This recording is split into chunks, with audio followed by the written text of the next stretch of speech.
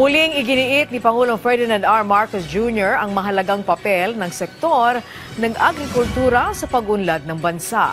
Sinabi yan ng Pangulo sa harap ng pagsisimula ng konstruksyon ng kauna-unahang agricultural machinery industry complex ng bansa na malaking tulong anya sa kita at ani ng mga magsasaka. Si Clazel Pardilla sa sentro ng balita. Ang mga makinaryang ito na ginagamit sa pagsasaka sa hinaharap, di naangkatin dito na sa Pilipinas, gagawin at ibibenta sa pangunguna ni Pangulong Ferdinand R. Marcos Jr. Sinimula na ang groundbreaking ng Korea Agricultural Machinery Industry Complex sa Cabanatuan City. Ito ang kauna-unahang pabrika ng mga farm machinery sa bansa. Dito na gagawin ang mga traktor na pangbungkal ng lupa, harvester na nagpapabilis ang pag-aani at iba pang kagamitan na magpapagaan ang pagsasaka at magdaragdag sa kita ng mga magsasaka.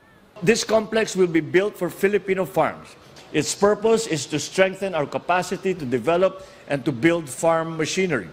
These tools will help increase production, improve crop quality, and ultimately raise the income of our farmers. Sisimulan ang konstruksyon sa 2026. Nagkakahalaga ang proyekto ng $100 million na pagtutulungan ng isang pribadong kumpanya sa Korea, Department of Agriculture at ng lokal na pamahalaan ng Cabanatuan.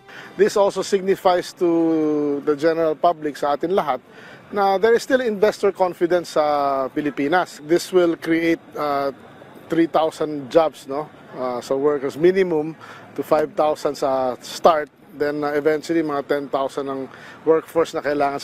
Inaasahan din magiging abot kaya ang presyo ng mga makinarya sa bansa at makatutulong para mapababa ang presyo ng mga pagkain.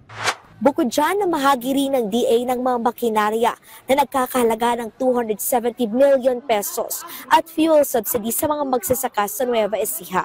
Malaking tipid po yun dahil siyempre po, kung 3,000 po yung makukuha namin, ano po yun, di na po namin magagaling sa bulsa namin. Maraming salamat po, President Marcos.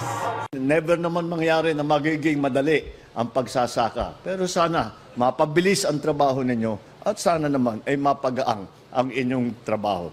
I truly believe that agriculture is the soul of our economy. This is why we will continue to advance the agricultural sector with technology and the support that our farmers rightly deserve. Clazel Pardilla para sa Pambansang TV sa Bagong Pilipinas.